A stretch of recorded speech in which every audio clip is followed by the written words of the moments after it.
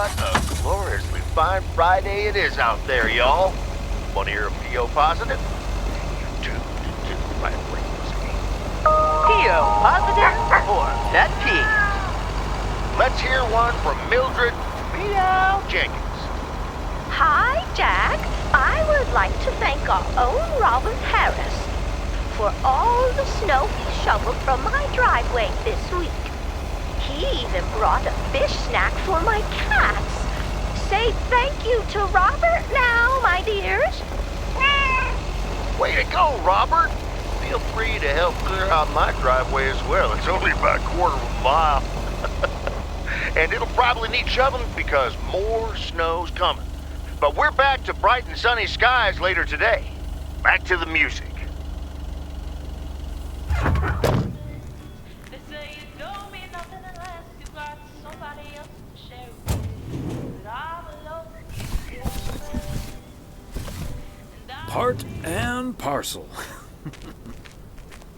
have my own kind of special holiday. Nobody's home. Without you. Blood on the fire.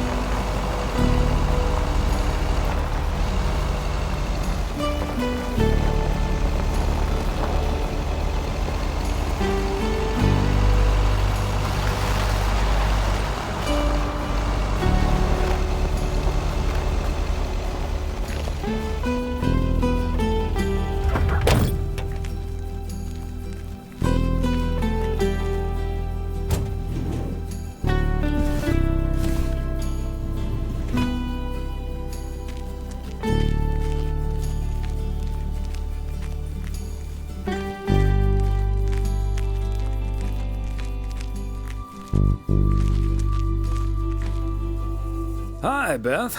Got a delivery for you. Where do you want it? Oh, dear Thomas. I almost didn't see you come in there. I was lost in thought, I suppose. Please just put it on the counter, if you will. Thank you.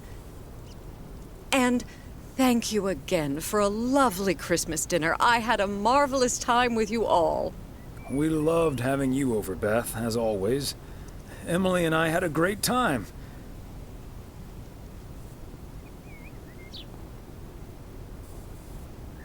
Although always is not going to last forever, it seems. Well put, Thomas. I do like that.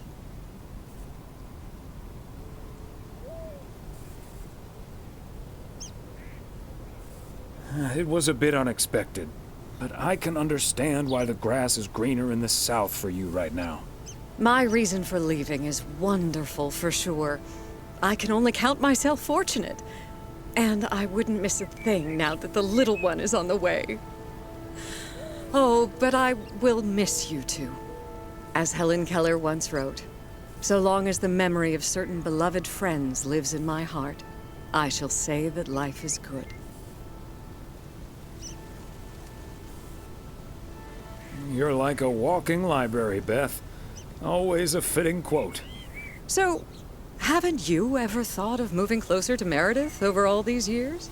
She is living quite a ways away, right? Thought about it? Yes. Your news has put things into perspective, I suppose. But leaving here would sure be a big step. Maybe too big, I don't know. Who knows? Maybe Meredith will even make it out here one day. And there's always the phone, of course. And don't forget the Postal Service. Quite right you are. Well, I won't keep you any longer, Thomas. I need to sort through this new delivery you've just brought in. And believe you me, that's going to take me a while.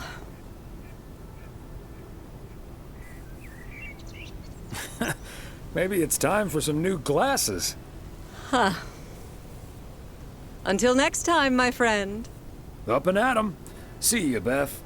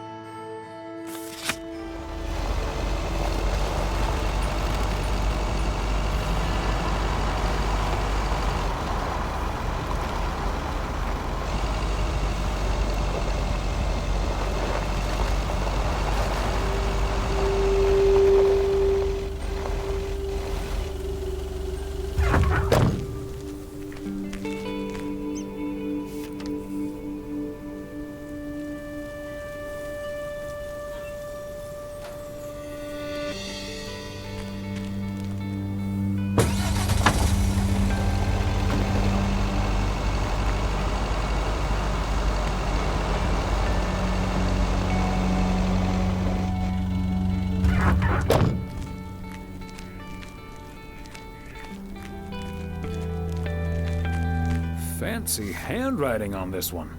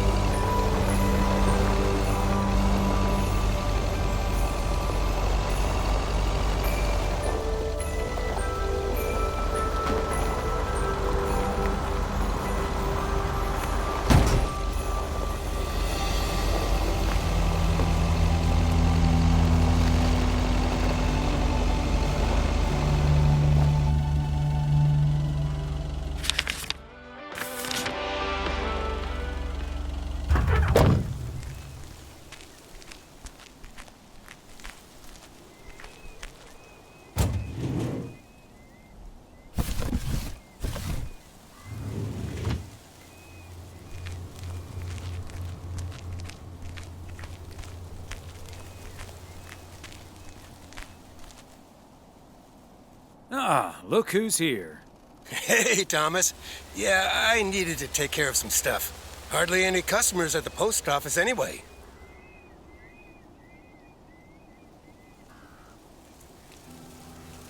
Aren't you at least a little worried that Walter Morgan might show up? Morgan? I don't think so. Last time that city slicker tried driving in the snow, he totaled his car against the deer statue. If you say so, Frank. It's none of my business. That big sucker you're carrying is for me, huh? Right on time. It's all coming together. Hey, Thomas, you can keep a little secret, right? Of course, Frank. Great. It's not a big deal in any case. A buddy of mine was able to get his hands on some premium quality fireworks. I'm selling them with a nice profit. And anything I can't sell, well, let's just say you want to be outside Moe's Diner when the clock strikes 12 on New Year's Eve. Frank, that sounds illegal and dangerous.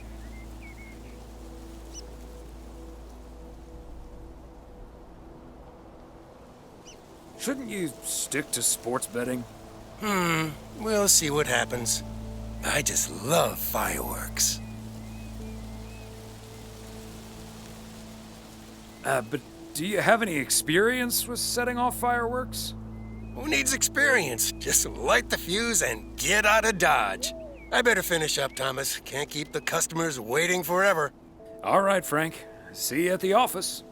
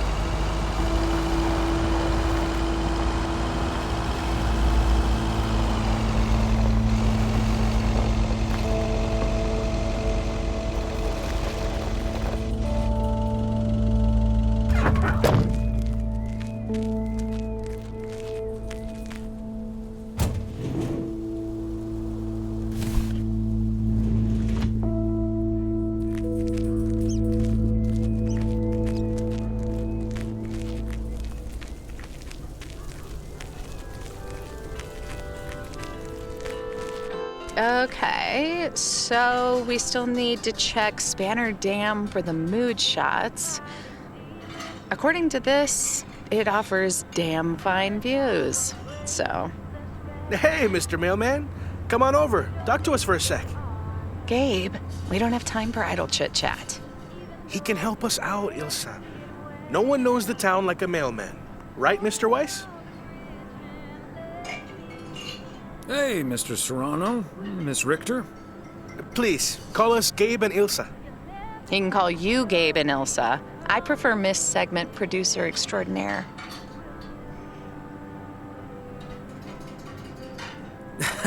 You two call me Thomas then, please. Anyway, we're scouting out this beautiful town of yours for our report on small town America. It's great, but we could use the inside track. So, any secret spots we're bound to miss, but shouldn't? Well...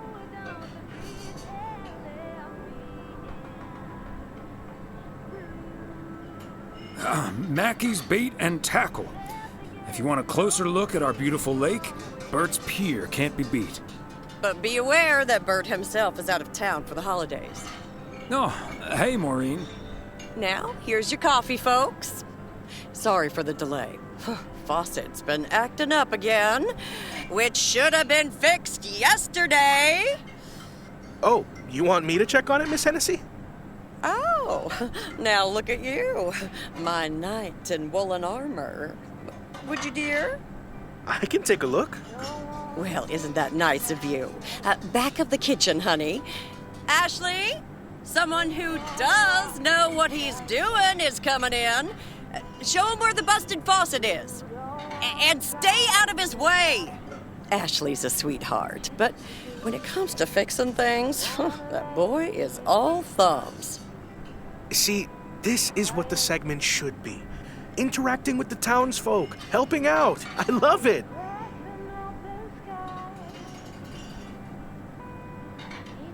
Oh, such a nice fellow.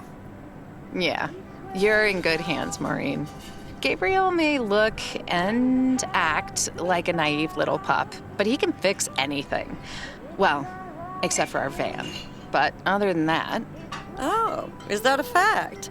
Well, in that case, I can think of a few more things he could fix around here, if you catch my drift.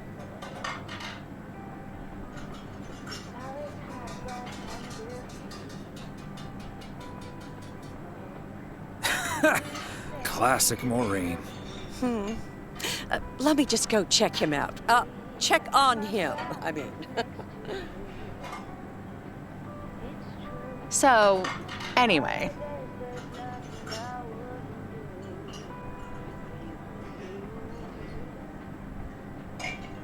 So, Oh, wait. You had the Connor Price experience the other day. Have you recovered yet? I actually encountered him outside the motel yesterday evening. He was a lot nicer this time. Really? Oh, did he greet you with, "Good to see you, man"? Indeed, he was quite enthusiastic. That's his go-to when he's forgotten your name. It's "Good to see you, man" for guys and "Hey, lady" for gals. Really? Wouldn't worry about it, though. He called me Lisa for the better part of a year. Connor's a lot.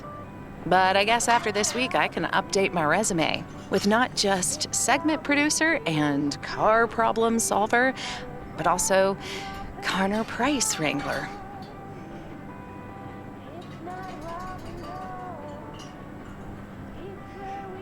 You know, you remind me of my daughter. Smart, tough, a little too hardworking. Oh? And does her cynical demeanor mask her deeply felt insecurities and profound loneliness, too? Kidding. Or am I?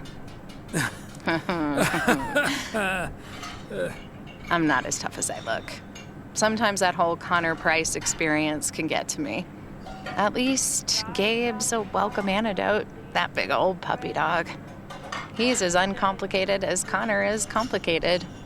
Well, now, sounds like someone is getting a little warm under the collar for our Gabriel. Just between you and me, honey, I have a hunch that feeling is more than mutual. Maureen, you shouldn't startle people like that. All I know is, I just spent 5 minutes with our knight in the kitchen, and during that time, he mentioned Ilsa about 12 times. Really? Well, Fawcett's all better now, Mo. And we should be hitting the road right about now. right. Thanks, Maureen. Nice talking to you, Thomas. Bye now, folks. Be sure to check in again soon, you hear? Huh, these TV folks sure know how to liven things up, don't they? Indeed, Maureen.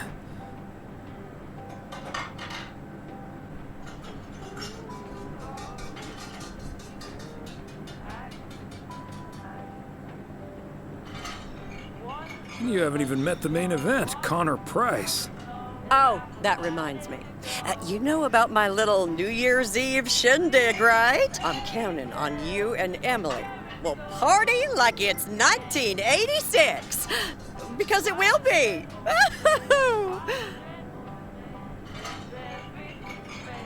Of course we'll be there. Wouldn't miss it for the world. Best get back to it. See you, Mo. Bye now.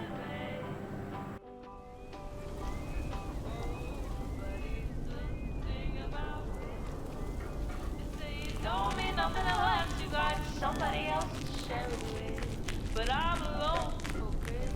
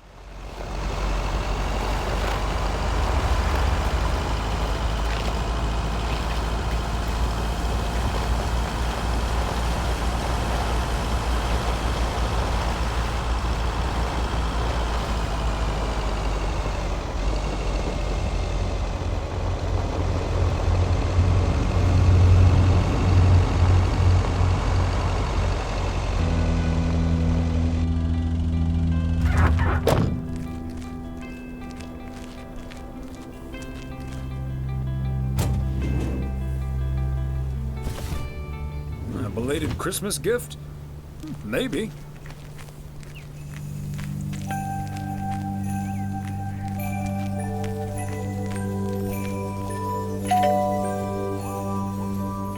They must be out of town for the holidays.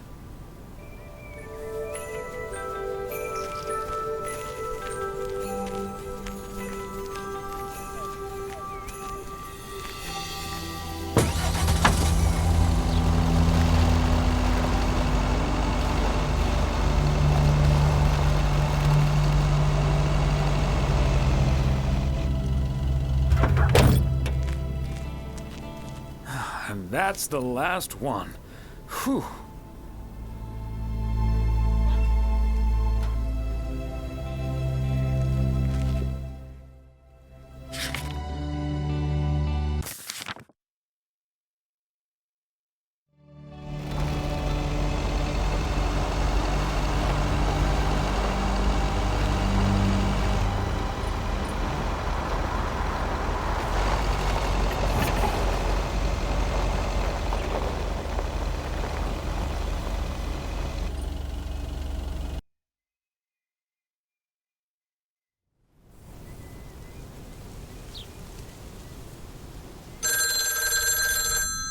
I'll get it. Hello? Very good evening. Am I talking to Mrs. Emily Weiss? Yes, sir, that would be me. Ah, fantastic. It's a pleasure to talk to you. My name is Christian Carmichael, and I represent Fly into Florida. Oh, hi there. I have great news for you, Mrs. Weiss. It's been a while, but, do you perhaps remember entering into our Fly into Florida sweepstakes? Now that you mention it, I think so. Yeah. Was that the one on the back of the juice carton? That's the one. And I am more than happy to tell you that you are the winner of the grand prize. The grand prize? Wow, fantastic. I'm afraid I've forgotten what it was. Could you refresh my memory a little bit? No problem, Mrs. Weiss. You have won a 2-week trip to Florida for two. Wow, Florida? Really? I won? I have never won anything in my life. Hold on, I need to tell my husband. Honey, we won! I'm talking to a gentleman from Fly into Florida. And he says we've won a 2-week holiday for two.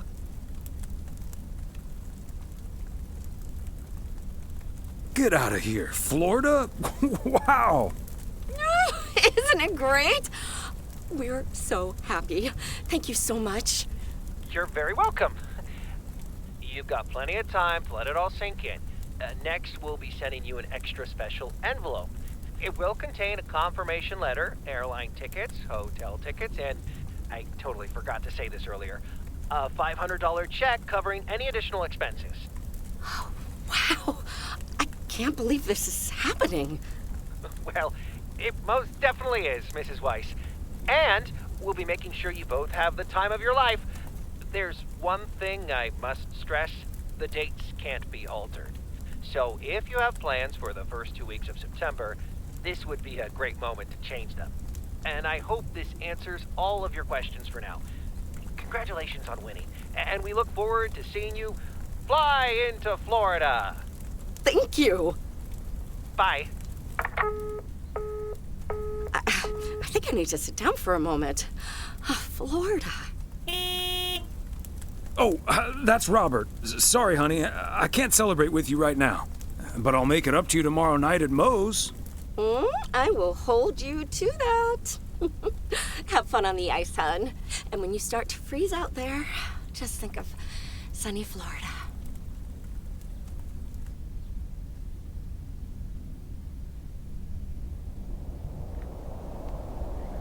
Ooh, boy.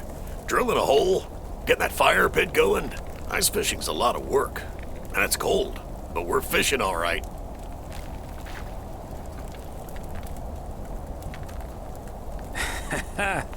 Great stuff, Robert. Thanks for taking me along. No problem, Thomas. Wouldn't have enjoyed it half as much by myself. Man, it's nice out here. This setting could use a guitar.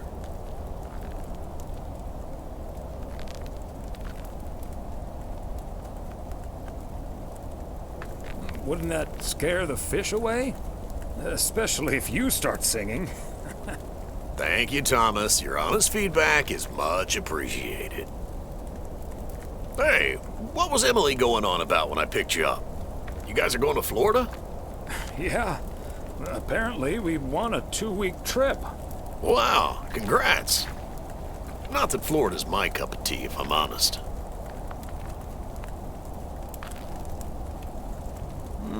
Someplace else you'd rather go? I'm perfectly fine staying right here.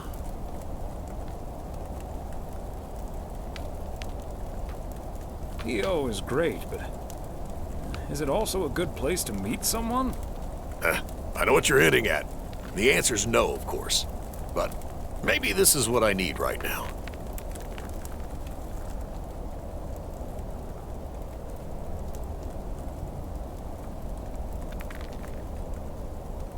I don't know, Robert. Haven't you been by yourself long enough now?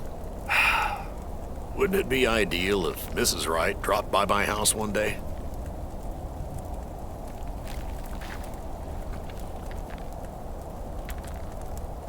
Wouldn't it also be ideal if we caught the winning lottery ticket from this here frozen lake? Let's drink to that. Would be a shame if Emily filled that flask of yours for nothing.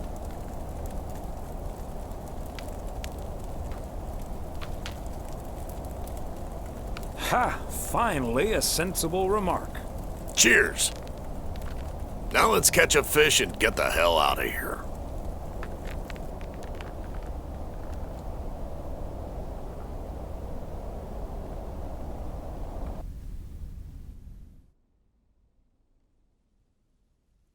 Hey, Thomas, do you have a minute? Sure, Frank. What's up? Listen, I just got a heads up from one of my buddies at HQ. He said Walter Morgan left for PO with tires screeching. I need to lay low for a while. If you see him, you haven't seen me, okay?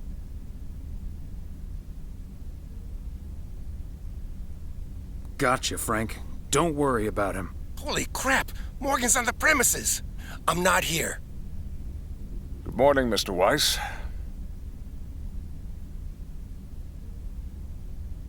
Good morning, Mr. Morgan. I'm looking for Frank. Could you tell me where he is, please? Frank? Frank Coleman? Haven't seen him here. And where is he, if he's not here? He's probably out delivering. Could be anywhere. I guess I'll have to be patient then. We received a report that a man with a mustache dressed in a light blue shirt was offering illegal fireworks to people in the postal office parking lot. If that man is Frank, and I'm sure it is, then that's strike 3 for Mr. Coleman. Please tell him I'm looking for him. Have a good day. Is he gone? Yes, Frank. Holy crap, that was a close call. Thanks so much, Thomas. I guess Frank Coleman's going into hiding for a while. That sounds like a good idea, Frank. See you Sunday evening. I guess we'll have to play poker with the curtains closed.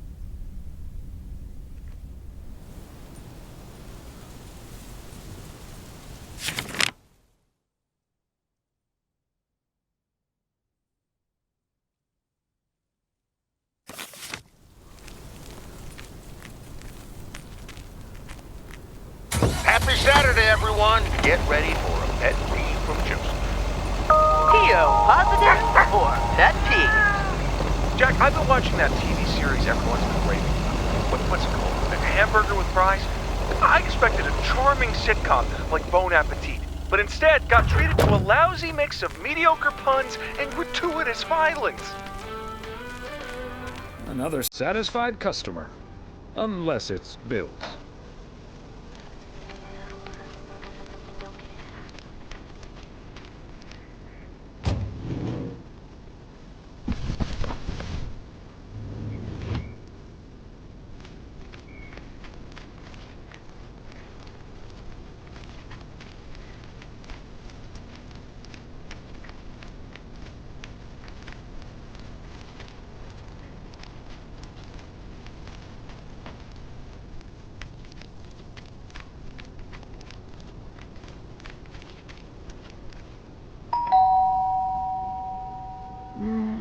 Nobody's home.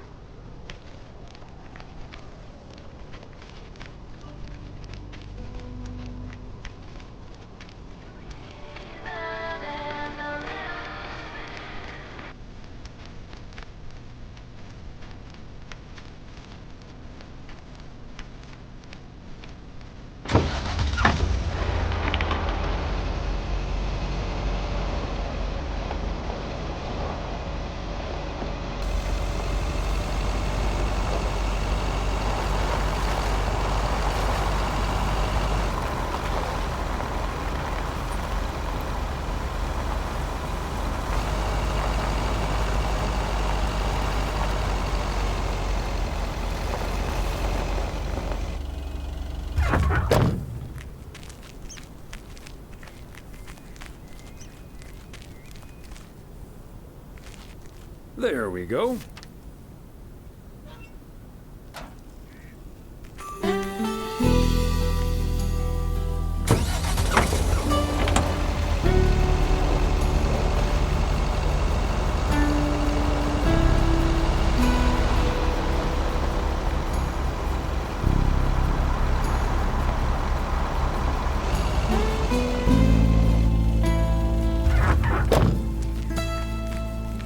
Fancy handwriting on this one.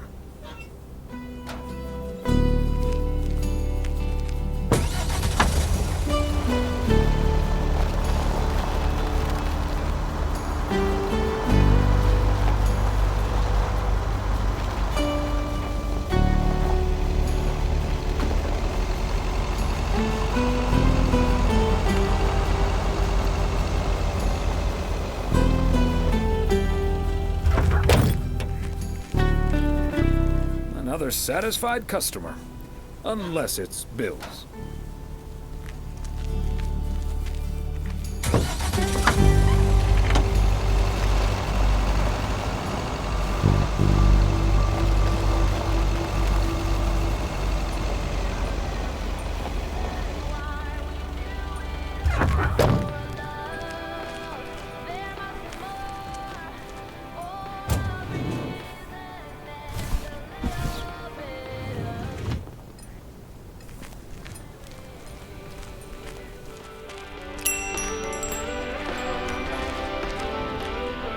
Ah, there you are.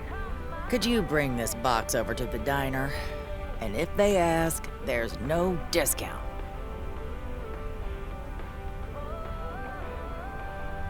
Sure, why not? Thanks. And remember, no discount. Roger that.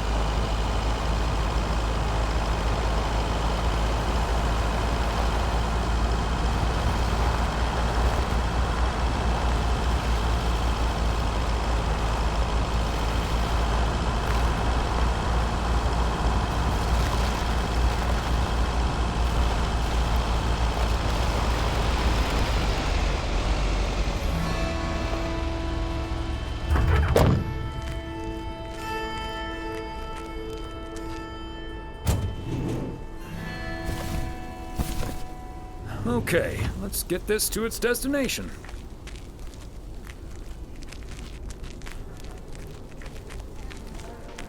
Hi, Thomas. Oh, please tell me that's a big box full of snacks from the general store. This is a big box full of snacks from the general store. But without a discount on what's inside. No discount? Is Nancy Carlisle really trying to charge me full price for snacks that are about to go past their expiration dates?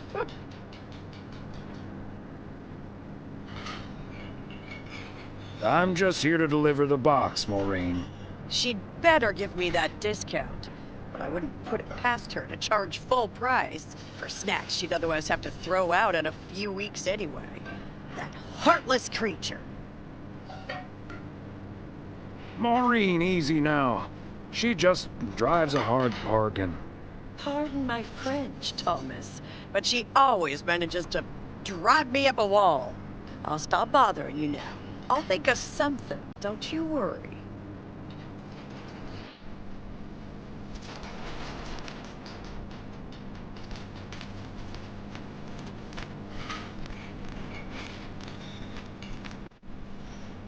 Hi, Lori. Oh, hey, Mr. W. Look what Maureen got. An actual arcade machine. Ever play one of these? Can't say I have. Although I used to be quite the pinball wizard back in the day. Does that count? It's pretty similar. Both are all about getting and keeping the high score. But here you do that by blasting ghosts. Hence the name Ghost Blasters. Still, if you were good at pinball, you should be good at this too. It's all in the reflexes. My hands aren't quite as fast as they used to be, but maybe I'll give it a shot tomorrow. You should, it's fun. Anyway, I'm going to get back to it. Really want to get that high score before I need to go back to the garage. Good luck. Luck's got nothing to do with it. See you around, Mr. W.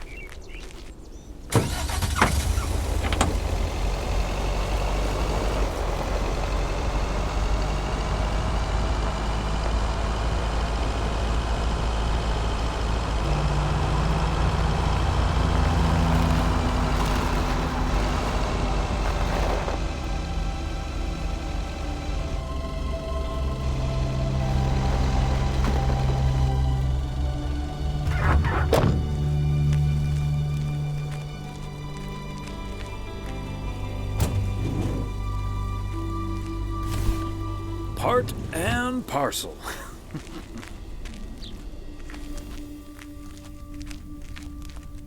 Yet another heavy package for you, Ben. Let me take that off your hands, Thomas. You know I feel guilty enough as it is. Having you lug around those car parts week in and week out. That's the job, Ben.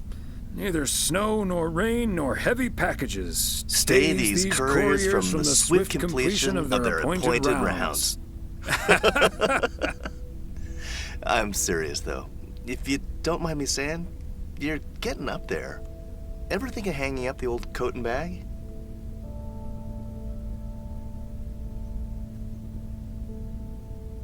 Hey, we can't all have our daughters follow in our footsteps when we retire the way you can.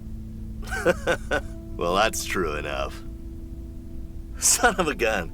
It's the engine parts for the news van. Didn't expect them to come in so soon.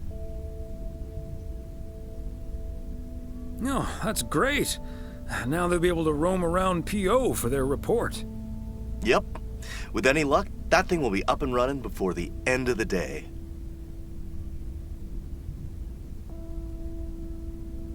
Hey, don't rush it, Ben.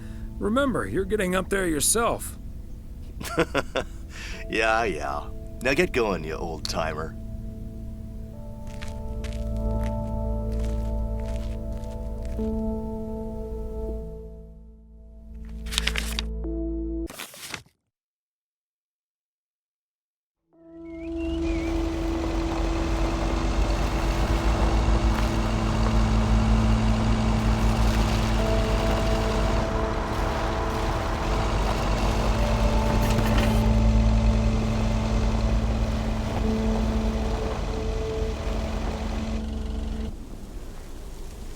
Hello, Thomas. Hi there, Beth. What brings you here? I saw you arrive just now, so I decided to venture across the road with a minor request. Sure thing. What can I do you for? It's just one small thing, I promise, and, well, I suppose you can see what it is. A first gift to the little one, you see, since Christmas in Georgia fell through. It just needs an address, and I'm not sure where to put it. Could I leave this with you so you could make sure it gets where it needs to go?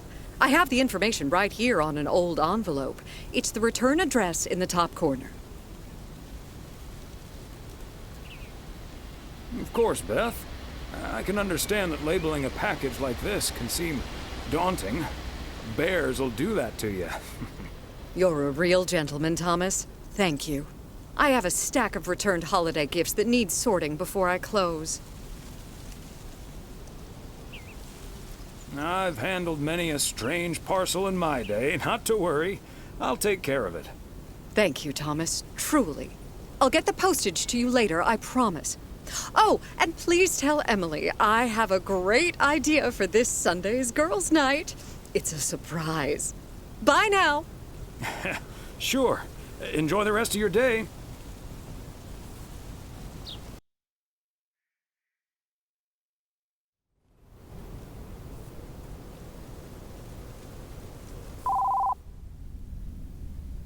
Hello? Hi, Meredith. It's us. Your dad is standing right next to me. Hiya. Hi. Shouldn't you two be at Moe's right now? Yeah, we're about to jump in the car, but we wanted to share some exciting news with you. Oh, first things first, though. How was your Christmas? Well, I worked. And Tess and I made a Christmas meal you probably won't ever find in a cookbook. But we had a lovely evening. Thanks, Mom. Can I get the exciting news now, please? Okay, so your dad and I will fly into Florida this September. I won a sweepstakes. Get out of here. Wow, that's so awesome, Mom. Florida in September. Beats the PO weather, huh? Oh, sure does. Dad, are you excited as well? I sure am. Aren't you worried about flying there? Last time you came to visit, it took a few hours for that green tinge to leave your face. Oh, Meredith, don't make it worse than it was. Fine, fine. Maybe he just boozed too much on the plane. Have you checked if the flight includes free cocktails? Best bring your flask, Dad, just in case.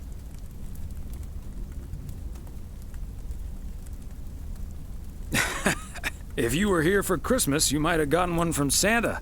Oh, well. I may not have been there, but at least my boss called to interrupt your dinner. Sorry about that, by the way. Rest assured he was appropriately ashamed. We all make mistakes, Meredith. Some of us just more than others. I can't disagree there. Oh, hey, you two shouldn't keep Maureen waiting. You're right about that. Your dad will go and get the car warmed up, right, honey? That's my cue. Bye, Em. Take care. Bye. Have fun tonight.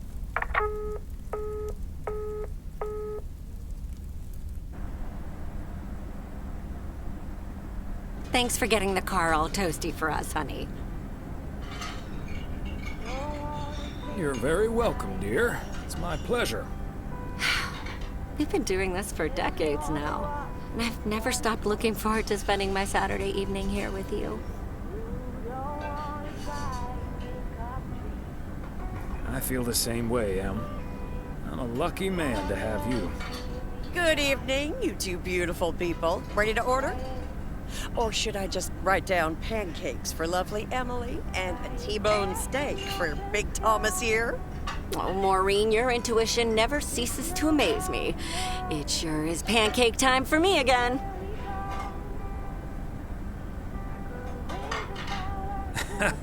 Big Thomas would very much like that, Maureen. Thanks. You got it. Be right back, folks.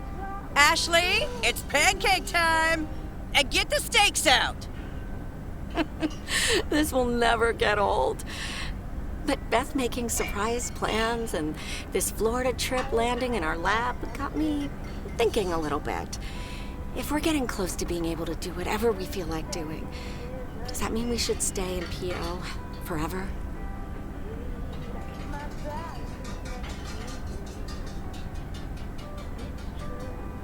And move closer to Meredith? To the big city? No. I need space and fresh air and warmth. That's the nice thing about Florida. And it's not like your arthritis will stop acting up in weather like this.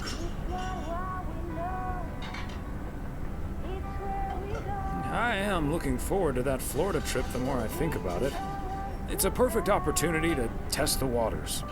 Oh, wasn't it nice the way Meredith reacted to the news? Although I'm sure she's a little envious. Yeah. When's the last time she had a few days off and left the big smoke?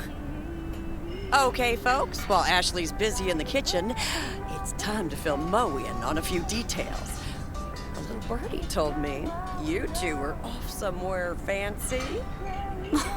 Maureen, I was planning on telling you and the girls all about it tomorrow evening. But I'm sure you've also heard it's Florida in September. Florida in September. Oh, imagine that. Oh, I'm so happy for you two. Thanks, Maureen.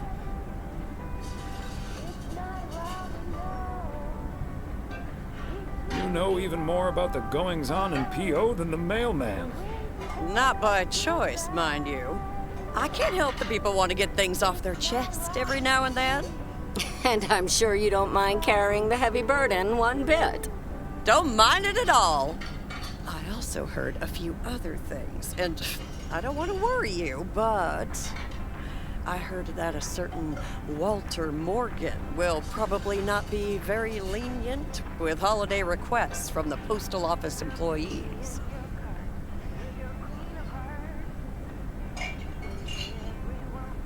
Haha, Morgan. His bark is always worse than his bite. If Walter Morgan gets in the way of that, I'll get in his way. I don't think I'm supposed to actually run away, but sure, all right. Oh, that means dinner's almost ready. Be right back, folks. See, things like this, they bother me sometimes. Maureen's a sweetheart, but it's almost impossible to have a private life here. That sure is true.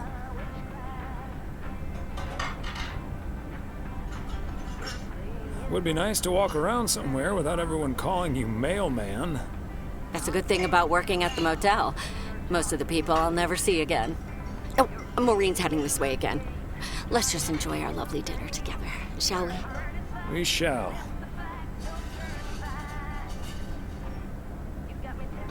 Have I already told you that you look wonderful tonight? Look alive, folks. 2 plates of the good stuff.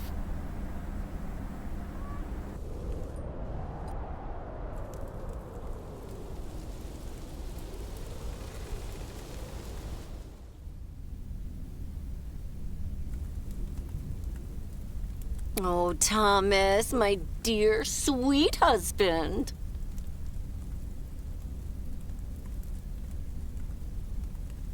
The one and only. No autographs. Oh, the sweetest man alive. Always prepared to help out anyone who asks for a favor, even on his Sunday off. Okay, Em. What needs doing? The motel called, and, well, the TV crew would very much like to rent some movies from the Flick Shack today. But I couldn't just let poor little Angie ferry them over in this weather, so... So you promised them I'd do it? Bingo! Would you, dear? Pretty please. Of course, Em. You've been so busy lately. It'll be my pleasure. Oh, thank you so much, darling. Tell you what, I'll make some extra tasty snacks for your poker night tonight. How's that?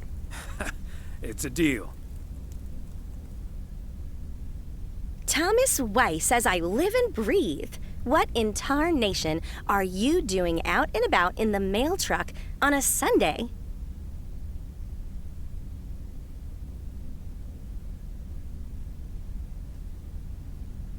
The goose needed to stretch its legs. Or wings. The goose is the mail truck, by the way. Lori Young named it that. No, but seriously, you've come to pick up some movies for the KNW6 crew, right? Oh, what gave it away? Your wife called ahead. Happy to do it for Emily. And for you. And for the TV crew. Parts of it, anyway. But first things first. So, what's the hot gossip on these out-of-towners? Well... there's Gabriel Serrano. He's the sound guy. Nice guy. Full of vim and vigor. Sounds delightful. What about the rest? Ilsa Richter is their producer. Obviously, she's the brains of the outfit. Mm-hmm. Her I've met. Came into the store yesterday asking about P.O. and whether I liked it here. Cute as a button, that one. And only in town for a couple days. Perfect for a girl on the rebound. Shame she's into men. One in particular. Ooh, do tell. The way her eyes lit up when she mentioned that colleague of hers, Gabriel. Trust me, a girl knows. So anyway, let's get down to brass tacks. According to Emily, our intrepid reporters have 2 rooms equipped with VCRs between them. One for Connor Price, KNW6, and one for Ilsa Richter. Great. I know what we should get for Connor.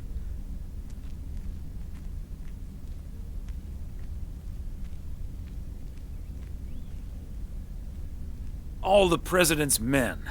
That should give him some inspiration. Great idea. But Connor's already made his pick. Octopussy.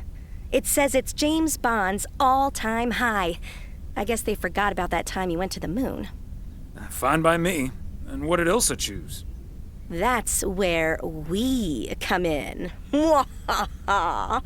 See, she wants us to pick the movie she'll be watching with her colleague, Gabriel.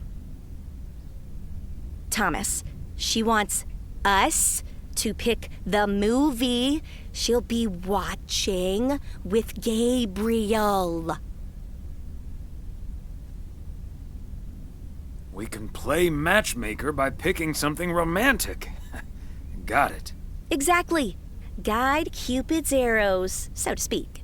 After all, 'tis the season.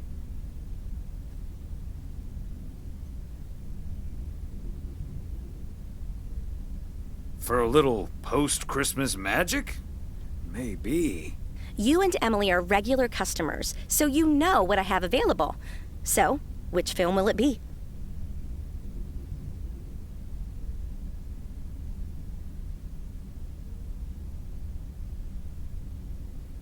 Trading Places. That one's a hoot and a half. Thomas, that's not a romantic movie. Gosh.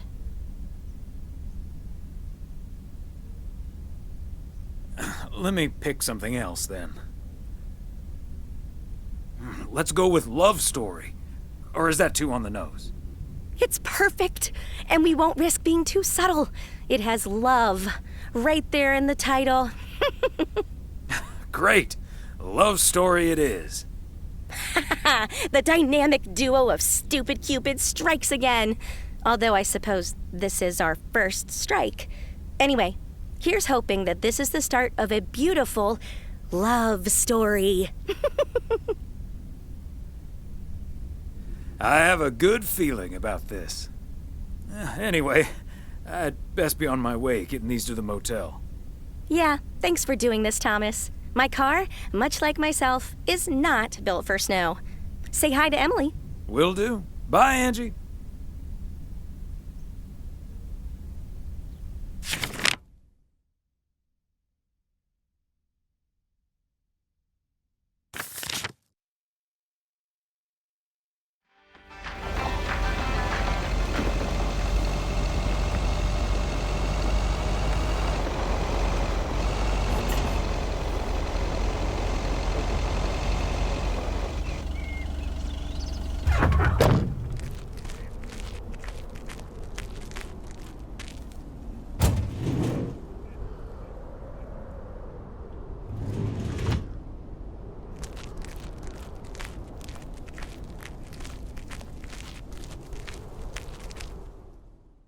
Special delivery. Movies from the Flick Shack. Right. Well, great news. You get to play belated Santa yourself. Room 6 for Richter. Thank you.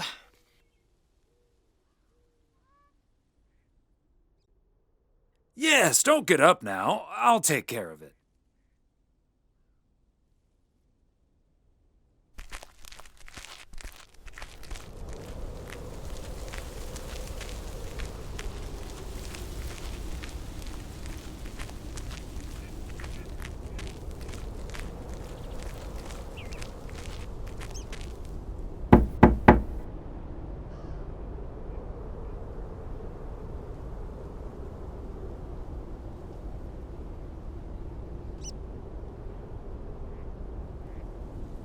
Movie delivery for Connor Price Wrangler Ilsa Richter.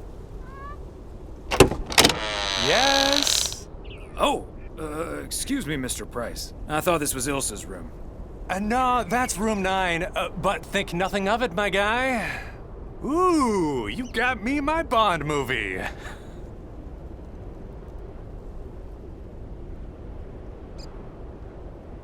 Here it is. Don't forget to be kind. Rewind.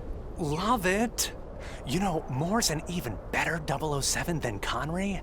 He just oozes that classy British wit. Thank you so much. Ta-da! Ta-da! Pow!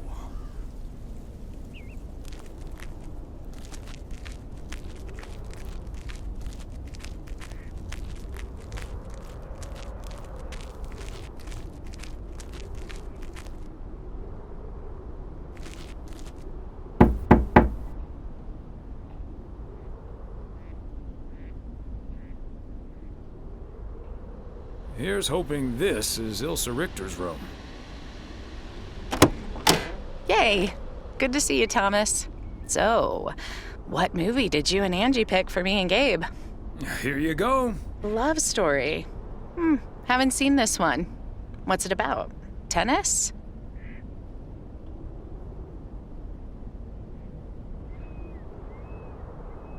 No, actually, it's about... I'm joking. I'm sure it's a story about love of some kind. Let me guess, this was Angie's pick. Well, let's just say it was a group effort. Okay, well, color me curious. Hope it's age appropriate for big old puppy dogs. Oh, speaking of, on your way out, could you give a quick knock on Gabe's door, just so he'll know it's movie time? It's room number 2. Will do.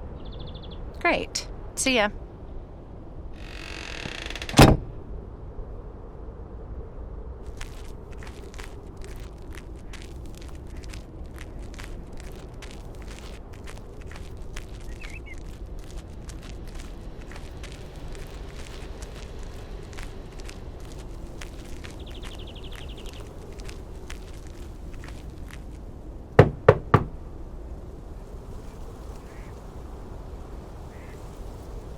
Gabriel Serrano, the lady in room number 9 humbly requests your presence for an evening of home cinema.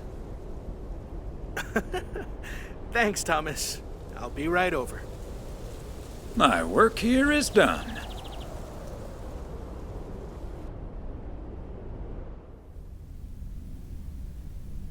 Okay, Ben. question for you. Do you have that ace or not? You don't have to say yes or no. Just say anything. All I need to hear is one word from you to know if you're bluffing.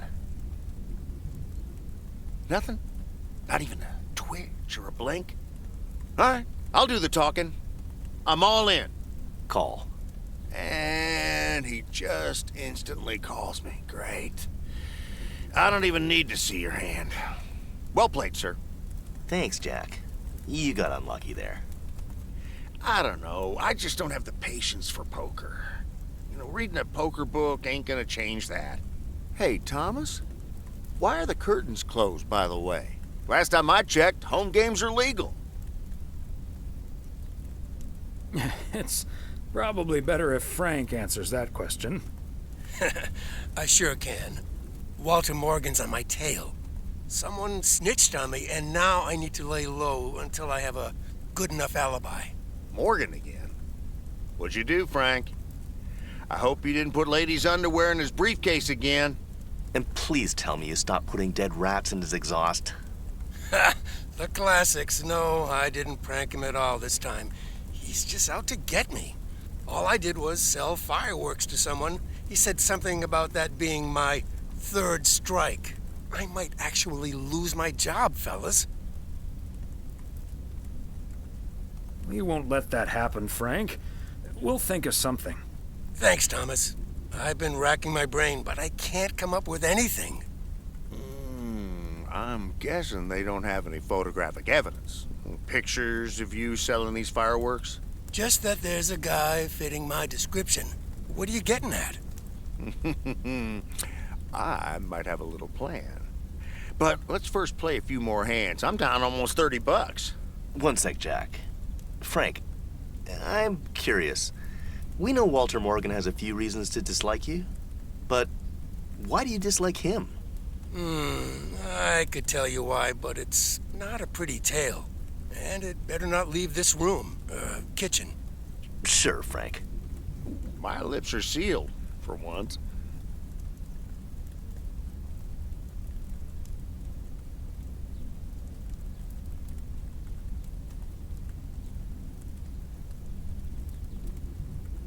You know I'm no snitch, Frank.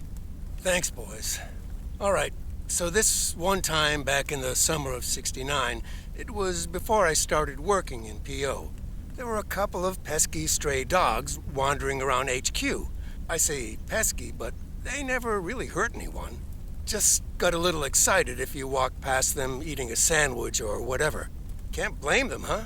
They were hungry, even though I fed them every now and then. Morgan found out, of course, and after one complaint too many, he took matters into his own hands, or should I say, feet. He lured a couple of them behind his car, and before I knew what was going on, it was too late. I heard a loud and gut-wrenching howl. I saw two dogs run away, and Smokey, my favorite one, limped after them. It's the last time I ever saw those sweet dogs. Then Walter Morgan looked me straight in the eye with a smug grin on his face, and he said, "This is how you do a proper job, Frank." I can still see that grin when I close my eyes. Okay, that does it. Walter Morgan is now on my eternal shit list, and I'll make sure the rest of P.O. knows about it. Poor Smokey. Dogs can survive a broken leg, right? What a despicable human being. I can't believe he did that. Well, he didn't. I was joking, of course. I don't really have a good reason for disliking Walter Morgan.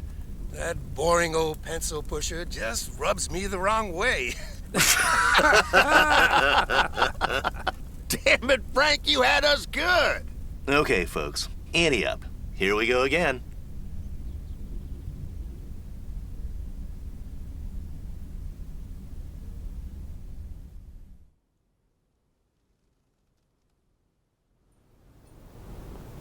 Psst, Thomas, over here. Hey, Frank.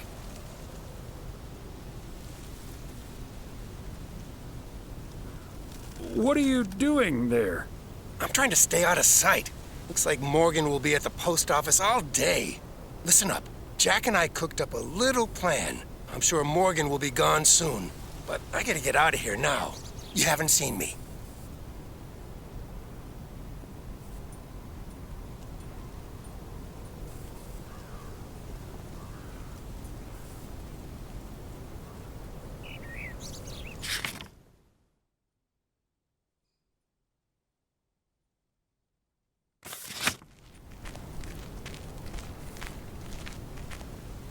Top of the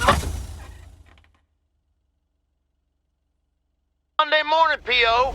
We're starting this week with a warning from Lucinda.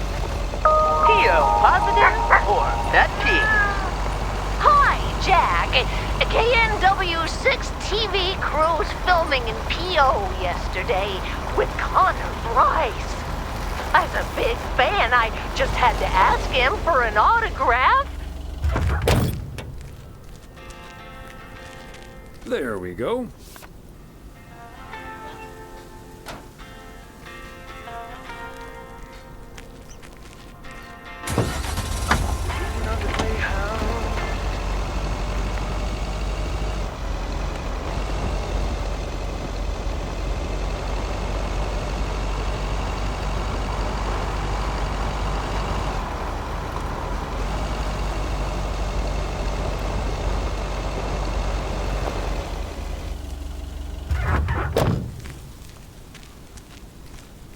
Fancy handwriting on this one.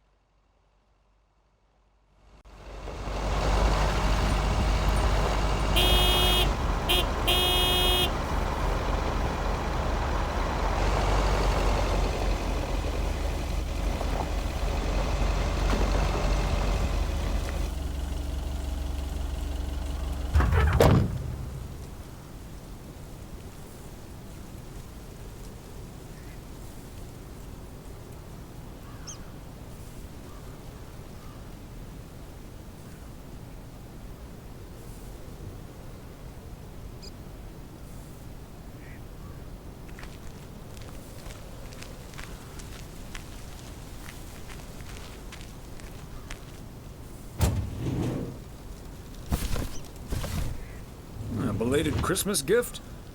Maybe.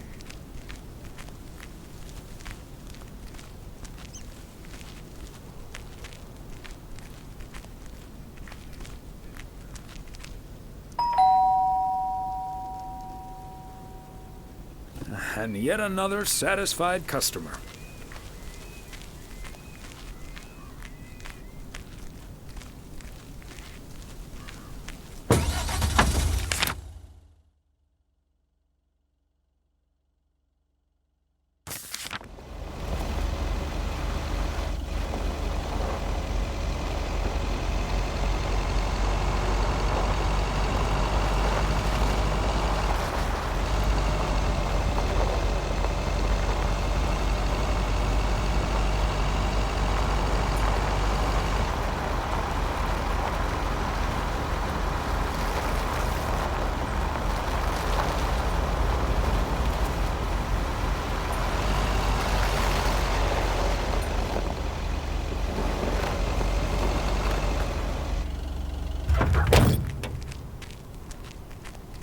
McGill's got such a great price on this house when the Sugarmans moved away.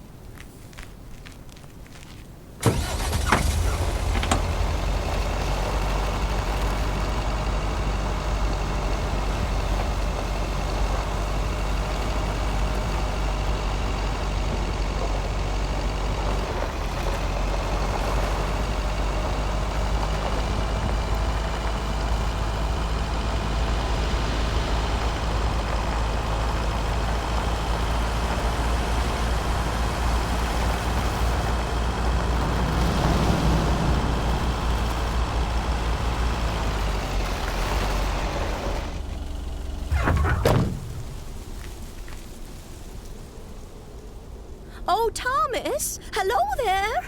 Could you be a sweetheart and bring that over to me? Of course. Oh, careful now. Robert cleared most of the snow, but it's still a bit slippery. Thank you so much. If only I still had the balance and agility of my feline friends. Oh, and good day to you, of course. Good day to you too, Mildred. And Genevieve. Thomas, honestly, this isn't Genevieve. It's Mortimer. They look nothing alike. Isn't that right, Mortimer? Oh, pardon me. I can't quite keep track of all your cats. Well, I do have a lot of them, but not quite as many as there are streets in Providence Oaks, and you can keep those apart. So, what do you have for me today, Thomas? Just a letter. Let's see.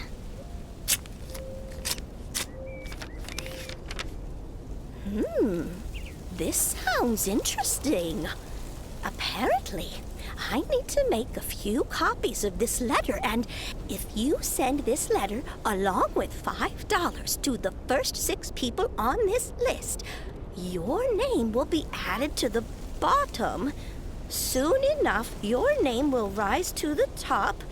Then many people will send you $5. You will earn lots of money with one small investment. Oh, what a great idea! What do you think, Mortimer?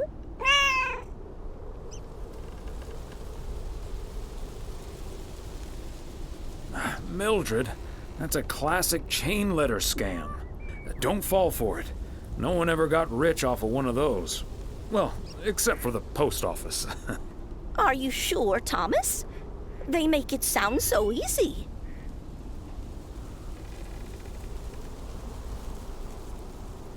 Trust me on this, Mildred. If you've seen one pyramid scheme, you've seen them all. $30 is quite a bit of money. I'll think about it. You do that, Mildred. See you at Moe's tomorrow night? Probably. Bye, dear.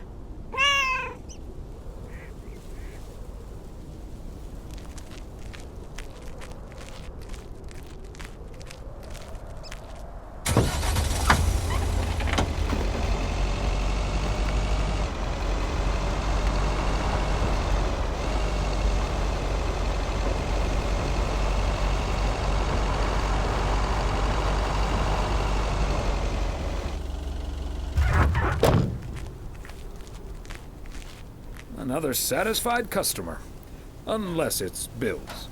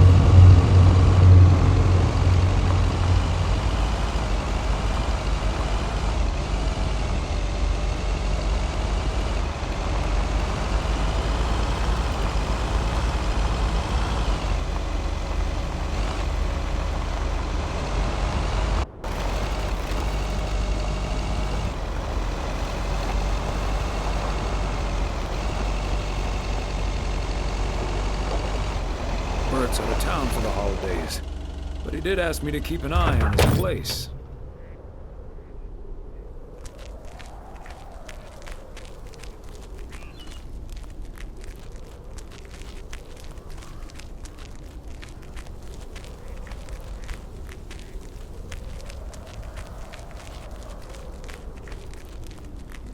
Okay, are we rolling?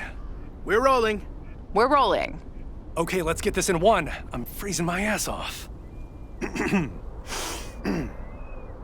When Chekhov saw the long winter, he saw a winter bleak and dark and bereft of hope.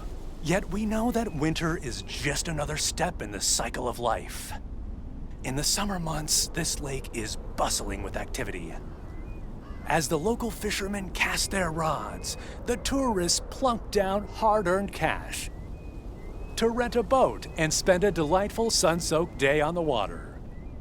Not so during this particularly harsh winter, however. Now the watery heart of Providence Oaks finds itself completely frozen over. No, that won't do as an analogy because now we're sort of implying the residents have grown cold-hearted during the winter. Doesn't work, doesn't scan. Yeah, and what was with that Chekhov stuff? I don't get it. Chekhov? Like from Star Trek? All right. Let's try something else. Hey, wait a minute, Mr. Postman. How's it going? Hi, Mr. Price. Did you enjoy the movie last night? Hey, listen, how about I ask you a couple of questions on camera? Just simple stuff about the town. Sure, I'd be happy to. Great. Just move over here. Are we both in the shot? Yeah, that's fine. This'll be great. The lake as a backdrop. Perfect. Let's go. All right. This is... His name is Thomas Weiss. I knew that. Thomas and I go way back. As the local mailman for truly countless years, Thomas Weiss knows Providence Oaks like he knows the back of his own hand. So, Mr. Weiss, how would you characterize this small, cold town and its warm inhabitants? Oh boy, that's a tough one.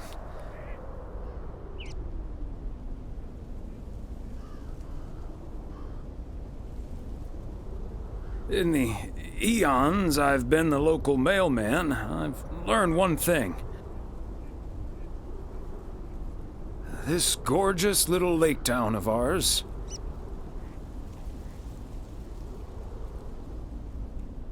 cannot be summed up in a single soundbite. But one thing's for certain.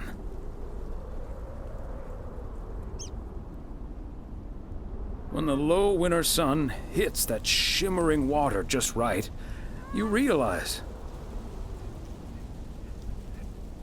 this is the most beautiful place imaginable.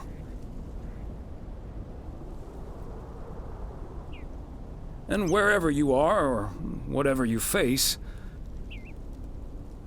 this is home. And cut. That's so sweet, Thomas Weiss. Completely unusable. But sweet. I know I've got goosebumps. Yeah, that went well, kind of. Now, let's scout out the establishing shots at the far end of the pier. Let's go, Connor. Aye, Captain. Gabe, you can take 5.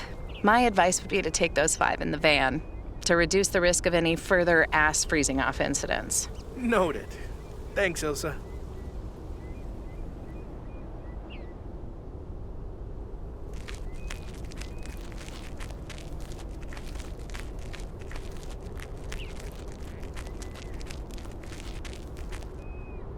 Yeah, my man. Nice little interview back there. Let's hurry this up, okay, Ilsa?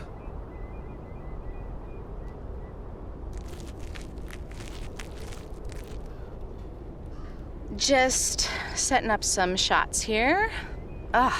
So beautiful. Oh, and thanks for your time, Thomas.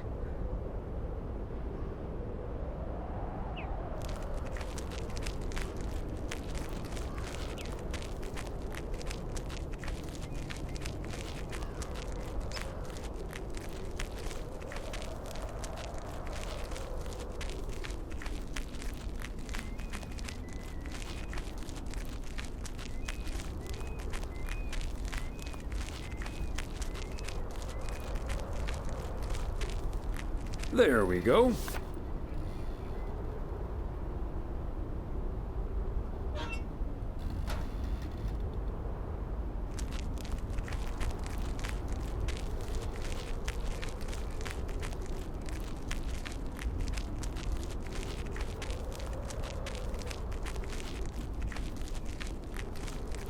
Mr. Weiss.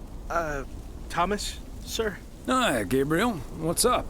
Just that, well, we'll be ringing in the new year right here in Providence Oaks. So, my mom is shipping over my tuxedo. Can you make sure it arrives okay? She says she clearly marked the package Serrano Room 2. Oh, of course. Mailman's promise.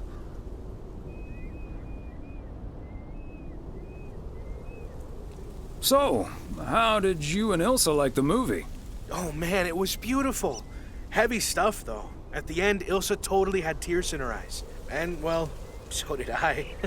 There is something else I wanted to ask you about. I guess I'm curious. How did you, like, woo your wife? It's pretty simple and cliched. She's my high school sweetheart. I took her to the fairy tale dance. We snuck off to smooch under the bleachers, and the rest is ancient history. But I'm guessing that doesn't help you with what you really want to know.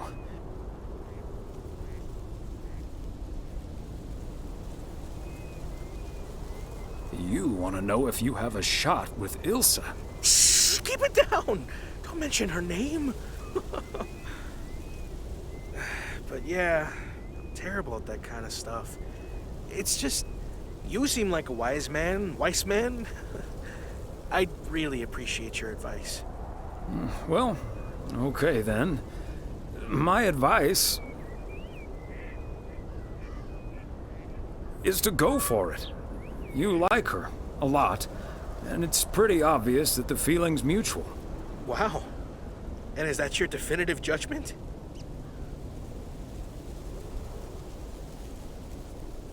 Absolutely. That's the best I can do. All done. Hey, what are you two schmoozing about? A mailman never tells. Excellent. Now start the engine, Gabriel. We're rolling out pronto. Man alive, it's cold today. On it, Mr. Price. Thanks, Thomas. You've been a huge help. So, take good care of that tux, yeah? Will do. Bye, folks.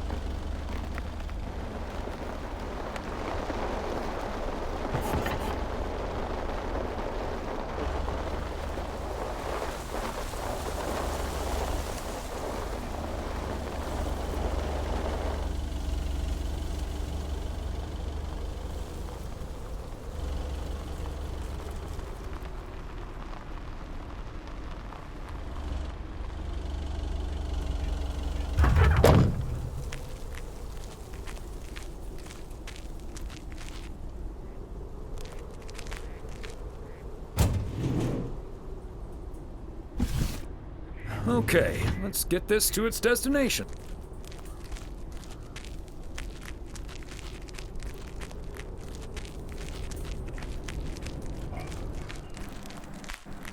Hi there, ladies.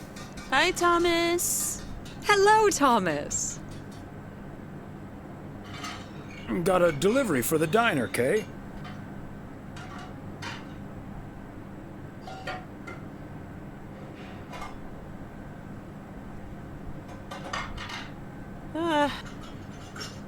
Okay, so before I leave, we had this awesome girls' night yesterday thanks to Beth.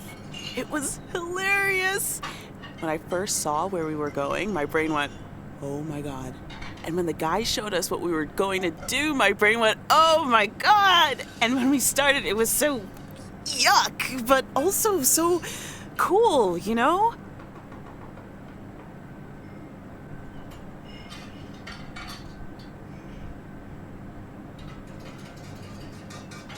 Ah, yes, the girls' night.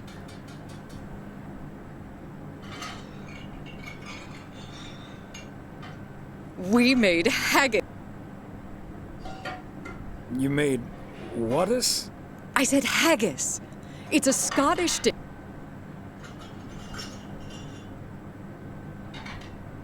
It's this fascinating traditional gourmet staple stemming from the 15th century. Would you believe? Poems have been written about it.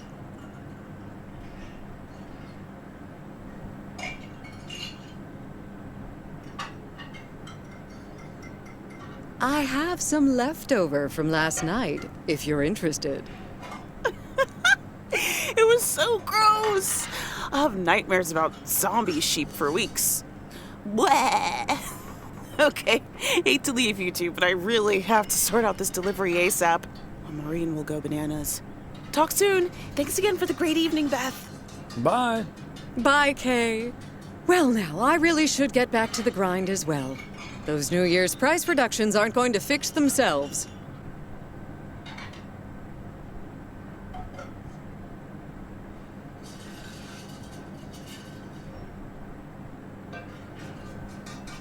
Oh, what's on your mind?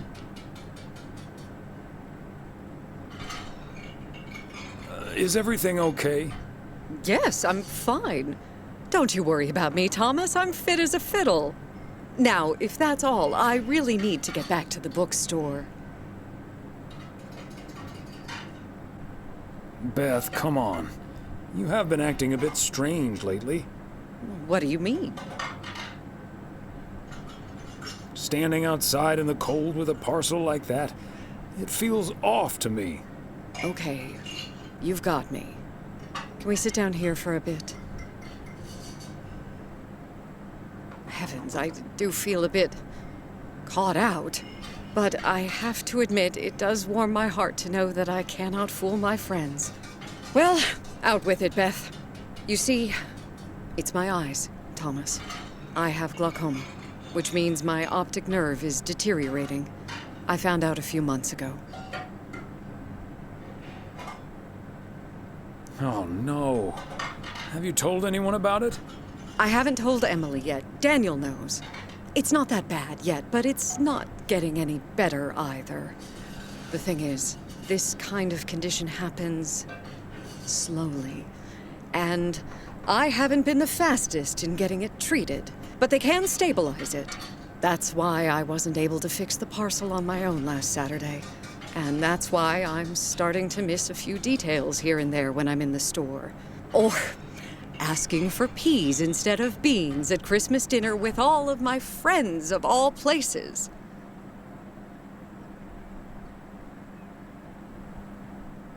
I had no... It's sweet of you, but there is no need to treat me any differently. I've been going about my business as usual, first and foremost, because the deterioration is so gradual.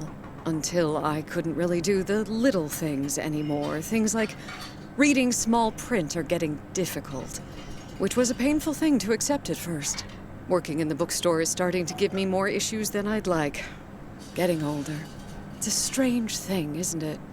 It's like that Robert Frost poem. The afternoon knows what the morning never suspected. Doesn't mean I wouldn't mind taking a little nap in between from time to time, though.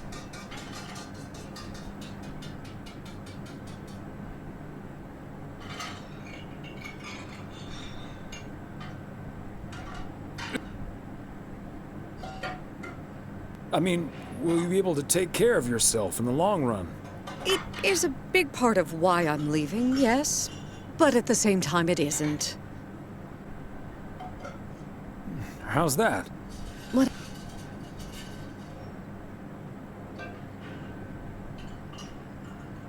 You see, every limit is a beginning as well as an ending, as T.S. Eliot puts it. For me, there's really no use dwelling too much on that limit. I can't change it anymore at this point anyway. But I do have a choice in how to deal with it. Plus, Georgia has a lot to offer: museums, social clubs, and most importantly, my family.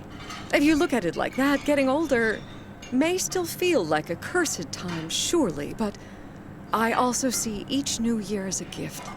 An opportunity to start new adventures, explore, and have more fun. You can't take something like that for granted.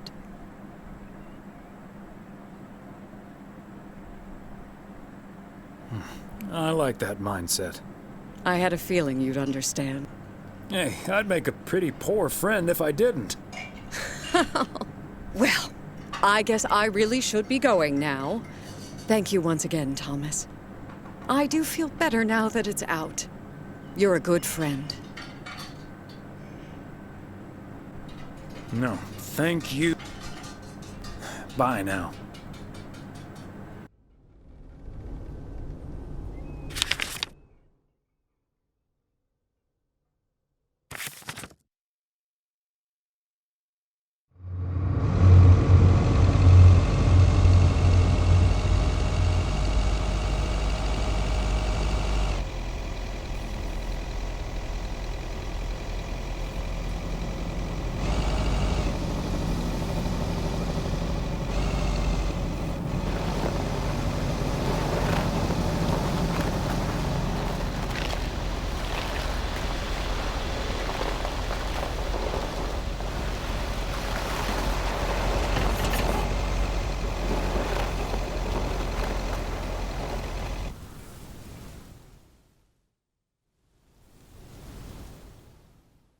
Hey, Thomas, have you seen Jack?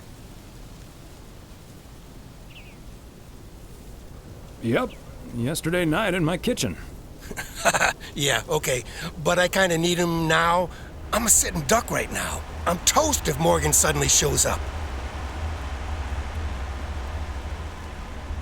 Yikes. Good afternoon, gentlemen. Sorry for interrupting your conversation. Mr. Coleman, I see you've met. I think it's time you and I had a little chat inside the office. Mr. Morgan, it's so good to see you again. A little chat sounds wonderful. But I'm afraid there's an extremely urgent parcel I have to deliver right now. So stay put, and I'll be back in about 30 minutes. You can stay right here, Frank. I'm sure Mr. Weiss would be happy to deliver that package for you. Right, Thomas?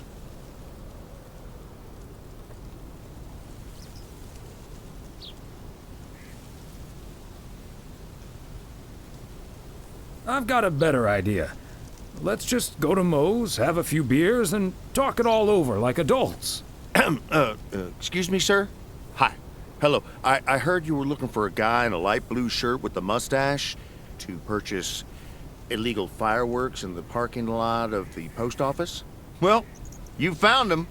Illegal fireworks? Who do you think I am? Sir, you don't have to keep your guard up. Frank and Thomas here both know me very well, and I'm sure they won't tell a soul about what you're doing right now. So, what will it be? I've got rockets, Roman candles, fountains, sparklers. I even have barrages that'll give you a fireworks extravaganza that you won't ever forget. I think there must be a misunderstanding here. Please, don't put Mr. Morgan in this position. If people walk by and see this, they might snitch on him and get him into trouble. He could even lose his job over this.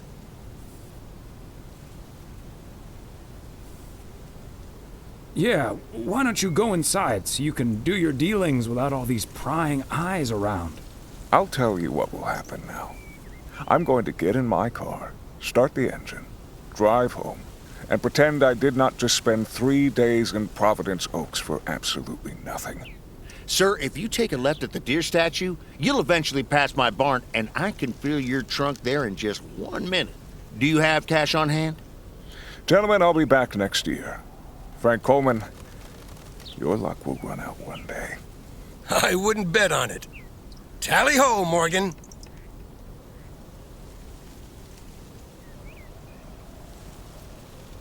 Great job, fellas. Morgan will be cursing all the way home. If you can't stand the heat, stay out of the kitchen. Thanks, guys. I owe you one.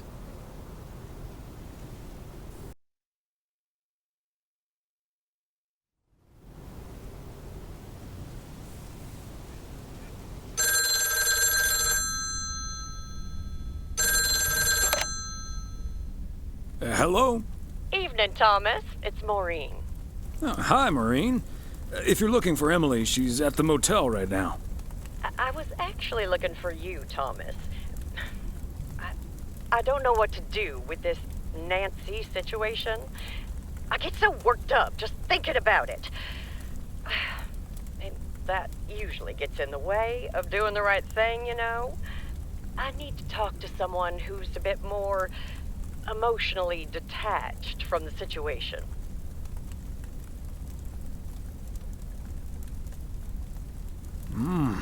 How can I help you, Maureen? Simply put, I don't know if I should give in to that Nancy Carlisle and her overpriced snacks, or tell that woman to take a hike. But then we'll end up with a lackluster New Year's Eve party.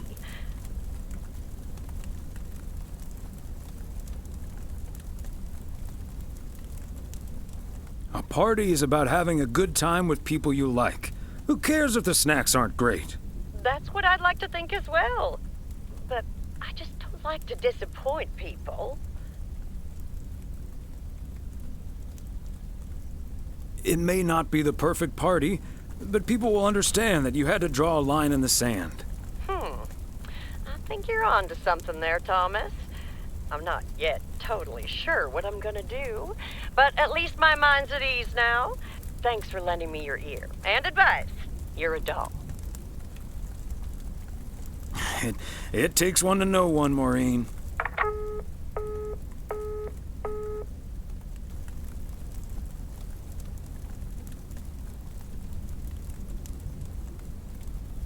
From 1912 to 1948, architecture was an Olympic discipline. Spanish singer Julio Iglesias used to be a professional goalkeeper.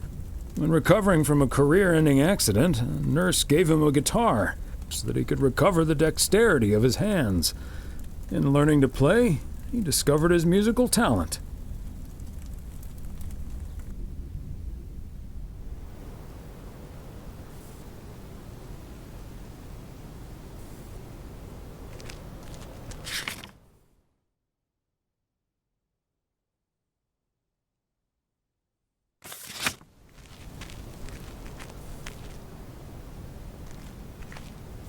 Good. I'm starting today with the weather forecast. It will be bright and beautiful. Which brings us to the last PO positive or pet peeve of the year. It's one from...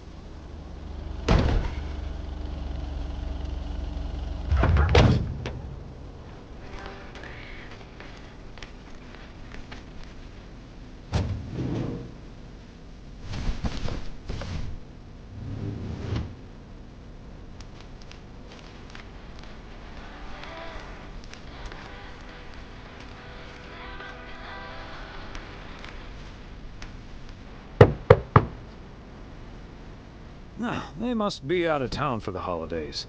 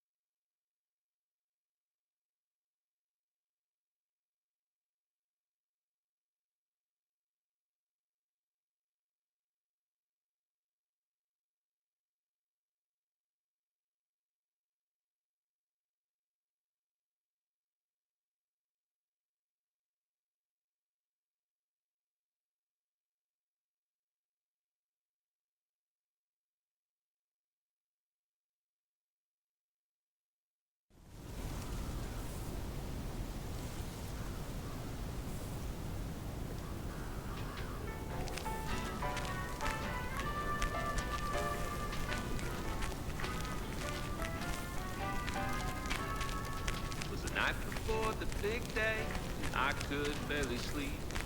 House was so quiet I could hear. Fancy handwriting on this one.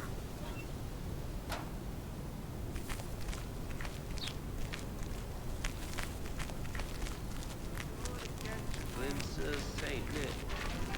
Could hardly see a thing. Smoke was so thick. The driveway filled with flashing red and blue lights. Santa traded flame or a fire truck tonight. Oh, it's a funny story. At least it is to me. But for others, especially my mother, the day that lives in infamy. I swear I'm not alive. Another satisfied customer. Unless it's Bill's.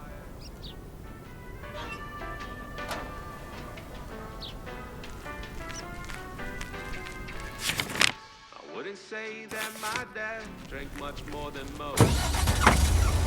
Time of year, he tend to double his dose. I'm not saying it's wrong, and I'm not saying it's right. The Yule log ain't the only thing burning that night. Well, it's a funny story. At least it is to me. But for others, especially my mother, day that lives in infamy. Swear I'm not a liar. Daddy lit the Christmas tree on fire.